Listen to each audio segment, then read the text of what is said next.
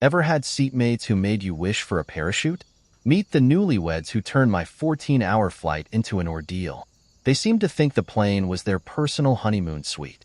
When they pushed their luck too far, I decided to shake things up and deliver a lesson they wouldn't forget. Hi, I'm Toby, 35, and I've got a flight story that'll make you rethink your next journey. So here I was, on a plane, eagerly anticipating the moment I could hug my wife and kid after being away for what felt like ages. And then, the newlyweds arrived and turned my flight into a living nightmare. I treated myself to a premium economy seat for this marathon flight. After all, 14 hours in a metal tube means every extra inch of legroom is worth its weight in gold. As I got comfortable, feeling quite pleased with my choice, the guy next to me cleared his throat. "Hey there," he said with a grin. "I'm Dave. I hate to ask, but could you switch seats with my wife? We just got married, and well, you know." I put on my best congratulatory smile. "That's great, man. Congrats. Where's your wife sitting?" Dave pointed towards the back of the plane, his smile waning. "That's Leah back there. In economy." I'm not heartless. I get it. Newlyweds want to be together, but I'd shelled out good money for this seat, and I wasn't giving it up for nothing. "Look, Dave," I said, keeping my tone friendly. "I paid extra for this seat because I need the comfort. But if you're willing to cover the difference, about $1,000 Australian, I'd be happy to switch." Dave's face fell. $1,000? Are you serious?" I shrugged. "Sorry, buddy. That's the deal. Otherwise, I'm staying put." As I popped in my earbuds, I caught Dave's murderous glare. "You'll regret this," he muttered, just loud enough for me to hear. Those 3 words set the stage for what was about to unfold, a 30,000-foot battle. First came the coughing, and not the usual clearing of the throat. No, we're talking about full-blown, hack-up-a-lung explosions that made me wonder if I needed a hazmat suit. "You okay there, Dave?" I asked, trying to stay calm. He shot me a look that could curdle milk. "Never better," he wheezed before launching into another fit. As I considered offering him a cough drop or perhaps an entire pharmacy, Dave decided to escalate things. He pulled out his tablet and started blasting an action movie. Without headphones. The couple across the aisle shot us dirty looks. "Hey, buddy," the guy said to Dave. "Mind turning that down?" Dave smiled sweetly. "Sorry, forgot my headphones. Guess we'll all enjoy it together." I gritted my teeth, gripping the armrest like it was a lifeline. "Dave, come on. This isn't cool." He turned to me, his eyes gleaming. "Oh, I'm sorry. Am I making you uncomfortable? That must be awful." Before I could respond, a shower of crumbs rained down on my lap. Dave had managed to turn eating pretzels into an Olympic event, scattering more on me than in his mouth. "Oops," he said, smirking. "Butterfingers." Just as I was about to lose it, I heard a giggle from the aisle. There stood Leah, Dave's new wife, looking like a cat who'd caught the cream. "Is this seat taken?" she purred, plopping herself right onto Dave's lap. I'm no prude, but the way they carried on, you'd think they'd forgotten they were on a plane full of people. The giggling, the whispering, and the other noises.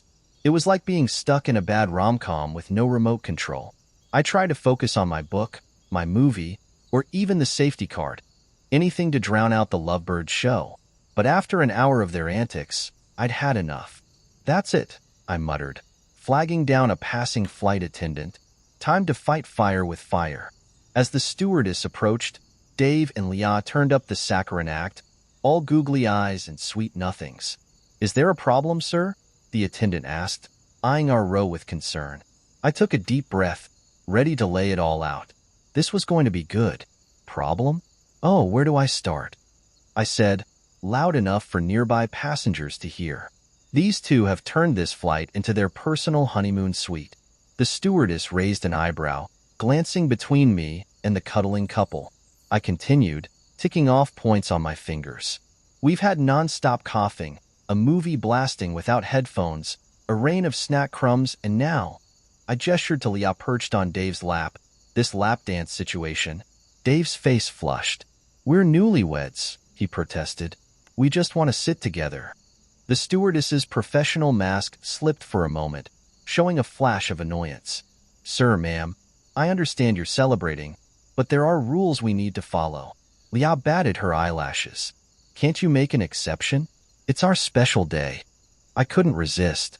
It's been their special day for the last hour. The stewardess straightened her uniform and addressed the couple. I'm afraid I can't make an exception. It's against airline policy for an adult passenger to sit on another's lap. It's a safety issue. Dave's smug grin faltered. But No buts, the stewardess cut him off. And since you didn't pay for this upgraded seat, but were moved here, you need to follow all rules strictly. I had to bite my lip to keep from grinning. The tables had turned, and boy, was it satisfying. The stewardess turned to Leah. Ma'am, I'm going to have to ask you to return to your original seat. Leah's eyes widened. You can't be serious. We're married. Congratulations, the stewardess replied, her tone making it clear she was done with this conversation. But marriage doesn't exempt you from airline safety regulations. Please return to your seat. Dave tried to interject. Look, we're sorry if we disturbed anyone. We'll be quiet now, promise. The stewardess shook her head. I'm afraid that's not enough. Due to your disruptive behavior, you'll both need to move to the back of the plane in economy class. The color drained from Dave's face. Both of us? But I paid. You were upgraded as a courtesy, the stewardess interrupted. A courtesy you've misused. Now, please gather your things. As Dave and Leah reluctantly gathered their belongings, I caught snippets of their whispered argument. This is all your fault, Leah hissed. My fault? You're the one who... Enough, the stewardess cut in. Please move to the back of the plane. As they shuffled past, red-faced and avoiding eye contact, I couldn't resist one final jab. Enjoy your honeymoon, I said, waving my fingers in a mock farewell. Dave's glare could have melted steel, but I just smiled and settled back into my now peaceful seat. The stewardess turned to me. Is there anything else you need, sir? I grinned, feeling victorious. Just some peace and quiet, and maybe a celebratory drink? As the stewardess walked away to fetch my drink, I felt a pang of guilt. Had I been too harsh? Nah, I shook it off. They brought this on themselves. An older gentleman across the aisle caught my eye and gave me a thumbs up. Well played, son, he chuckled. Reminds me of my first marriage. We were young and dumb too, but at least we knew how to behave in public. I grinned back. Thanks. I was starting to feel like I was on some hidden camera show. The lady next to him leaned over. Oh, honey, you did us all a favor. I was about ready to stuff those pretzels down that boy's throat myself. We all shared a laugh, the tension from earlier melting away. It felt good to have some allies. The stewardess returned with my drink, a mini bottle of whiskey and a can of cola. On the house, she winked. Consider it a thank you for your patience. I raised the bottle in a mock toast. To peaceful flights and karma, I said, loud enough for those around me to hear. A chorus of hear, hear, rose from nearby seats. As I mixed my drink, I wondered about Dave and Leah. Were they huddled in the back, plotting their revenge? Or had they finally realized how ridiculous they'd been acting? My thoughts were interrupted by a ding from the intercom. The captain's voice filled the cabin. Ladies and gentlemen, we're expecting some turbulence ahead. Please return to your seats and fasten your seatbelts. I chuckled to myself. More turbulence? After what we'd just been through. The plane began to shake, and I heard a yelp from the back. I twisted in my seat to look. There was Dave, desperately trying to keep his tray table from spilling his drink all over his.